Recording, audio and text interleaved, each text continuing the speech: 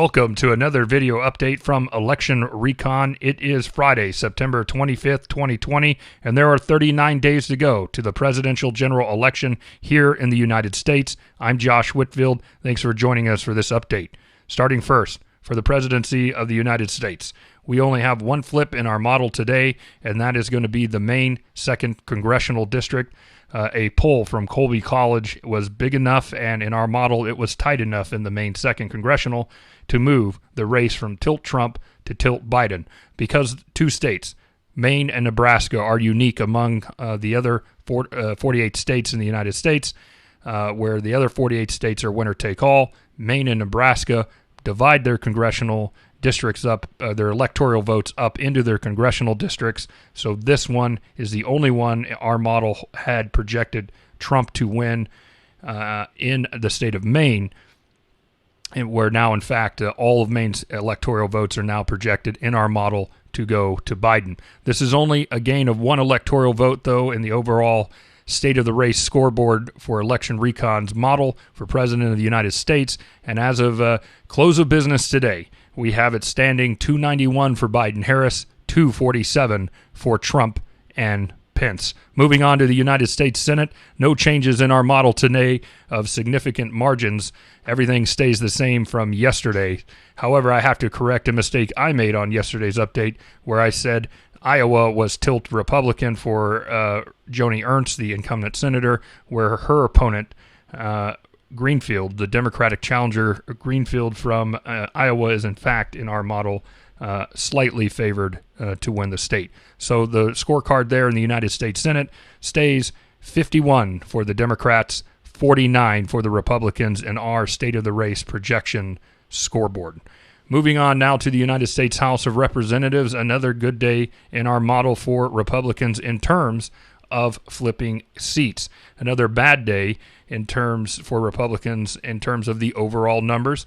So while our last 2 days talking about the House would seem very good for the Republican Party, and it is in terms of flipping our model from blue to red, overall the data still has a stronger shift in more seats. You don't see it on the map, but in the actual model itself and the data, more seats from the Democrats have moved into the Democratic favor than Republicans. However, there is one flip today, and it comes for two reasons. It's the Minnesota 7th, where a poll has come out today showing Republican challenger Feisbach up 52 to 42, a 10-point margin against 15 term. You heard that right. 15 terms in Congress, Democratic Congressman Colin Peterson. This is a continued trend we are seeing in the state of Minnesota in our model, and our other prognosticators and predictive models across the country, and our polling.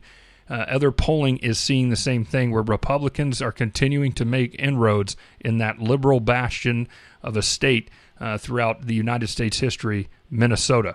So the map continues to change in Minnesota year after year, and in those more rural congressional districts, we are continuing to see a march to the right for Minnesota Republicans. Despite the good news for Republicans for the second day in a row, and it is good news that they were able to flip a seat in our model from blue to red, it has still been a better day for the Democrats statistically in our model, where 8 seats have moved. 8 U.S. House seats in our model have moved in favor of the Democratic Party. And of course, despite the 48 hours of good news for Republicans in our model, even against a red wave or a red tsunami on election night in 39 days, our model still has a 98.6% probability that the Democrats will retain control of the U.S. House of Representatives. So again, take these rating changes realistically and with grains of salt.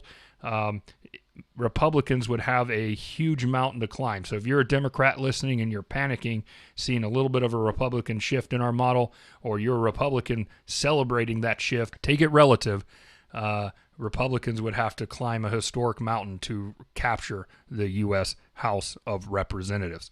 And so, therefore, that leaves the Election Recon State of the Race scoreboard for the U.S. House of Representatives now standing 236 for the Democrats, 199 for Republicans at the close of business today. Moving on to the United States governor's map, no changes, no significant statistical changes in our model today. That scoreboard stands at 27 governor's mansions for Republicans, 23 governor's mansions overall for the Democrats. Our model says by the end of election night. No changes in the predictive updates in the state legislature races across the country. Starting Monday, we will bring maps that visually show you what we are talking about there, so we're not going to talk about state legislatures in this video update.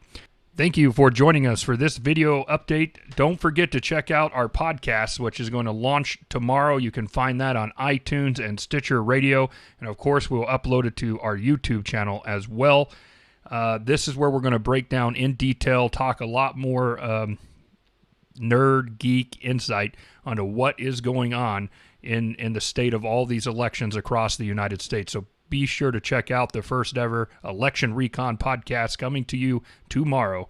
Look for that, and we hope you enjoy that as well. For the rest of it, for all of our social media and for our YouTube channel, please like and subscribe. Help us get it off the ground. Again, this project, this is a team of people trying to bring you anyone in the world. You don't have to be an American. You can be anywhere in the world interested in what's going on in American politics, and we are trying to take away simply the BS, the white noise, the partisan rhetoric from both sides, and just give you the facts as we see them, as our non-biased, third-party driven, non-biased to us at least. Other data can be biased, but no bias from us. We're trying to give you straight talk on what's going on in the election. Help us get this project off the ground. Please hit that like button, hit that subscribe button, hit that follow button, and share our content so we can grow. That's going to be at Election Recon for Facebook, Twitter, and Instagram. Again, at Election Recon. We really do appreciate the support and continue to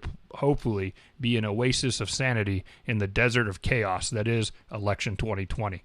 Thanks for joining us. Again, I'm Josh Whitfield. We'll see you for another video update on Monday and on the podcast tomorrow on Saturday. Have a great weekend.